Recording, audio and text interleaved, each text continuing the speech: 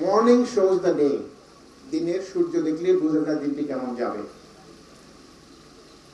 আমাদের মাননীয় প্রধানমন্ত্রী নির্বাচিত হওয়ার কয়েকদিনের মধ্যেই একজন খুব সুন্দর করে বলেছেন, ভোটের হাতের কালের দাগ না মুছতেই ওনার নির্বাচনী ইশতেহারে দেওয়া প্রতিশ্রুতিগুলো একে একে বাস্তবায়ন করা শুরু করেছেন। আমরা নিজেরাও বুঝতে পারিনি যে এত তাড়াতাড়ি আমাদের প্রধানমন্ত্রী, আমাদের নেতা জনাব তারেক রহমান তার অঙ্গীকারগুলো এত দ্রুত বাস্তবায়নে যাবে। He has done a miracle. He is an exceptional prime minister. আমার মনে হয় এরকম নজির খুব খুঁজে পাওয়া যাবে না। নিজে কথা রেখেছেন। It's not a political rhetoric, যে রাজনৈতিক কথা বলা, মাঠের ময়দানে গিয়ে রাজপথে বড় বড় কথা বলা, সেই স্টেরিওটাইপ যে রাজনীতি, সেটা থেকে উনি বেরিয়ে এসেছেন। উনি দেখিয়েছেন বিএনপি শুধু কথা বলে না, শুধু প্ল্যান দেয় না, সেটা কার্যকর করে, এবং সেটা অতি দ্রুত সময়ের মধ্যে কার্যকর উনি শুরু করেছেন। ওনার যে নির্বাচনী ইশতেহার, বাংলাদেশ জাতীয়তাবাদী দলের যে নির্বাচনী ইশতেহার, তার আগে যে 31 দফা, তার আগে যে 27 দফা, এবং তার আগে বেগম খালেদা জিয়ার ভিশন 2030, এই সবগুলোর যে থেকে নির্যাস নিয়ে তৈরি হয়েছে ইশতেহার, জনগণের কল্যাণে নিবেদিত বাংলাদেশ জাতীয়তাবাদী দলের ইশতেহার। আপনারা ইশতেহার জানেন, কিন্তু এই ইশতেহারটার একটা কপি আমি সঙ্গে নিয়ে এসেছি, এই জন্য যে ইশতেহারটা প্রণয়নের সঙ্গে আমি সম্পৃক্ত থাকার সুযোগ হয়েছিল।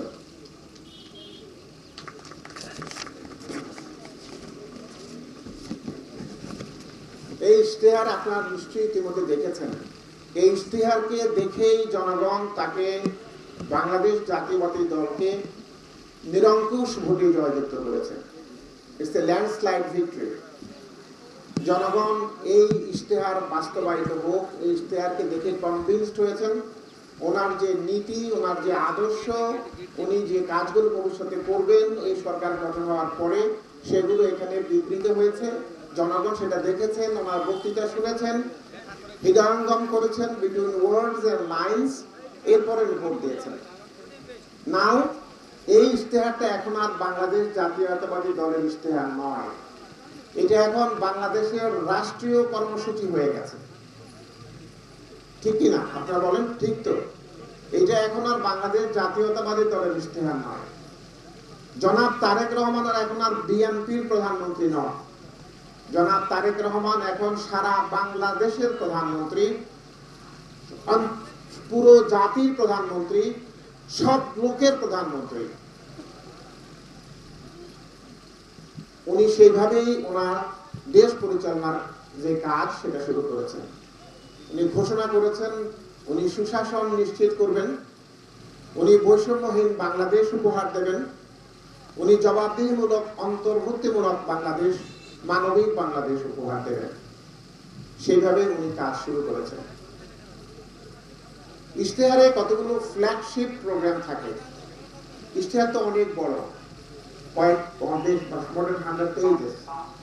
কিন্তু এর মধ্যে কিছু ফ্ল্যাগশিপ প্রজেক্ট থাকে। তার মধ্যে একটা হচ্ছে ফ্যামিলি কার্ড, একটা হচ্ছে কৃষক কার্ড, একটা হচ্ছে হেলথ কার্ড, একটা হচ্ছে ইমাম মুয়াজ্জিন খাদেম, মসজিদের ইমাম মুয়াজ্জিন খাদেম, এবং বিভিন্ন ধর্মের উপাসনালয়ের যারা ধর্মীয় গুরু আছেন তাদেরকে মাসিক সম্মানী ভাতা দেবেন।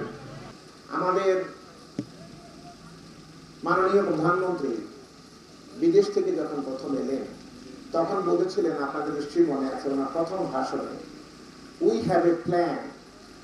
উনি বলেছিলেন উই হ্যাভ এ প্ল্যান,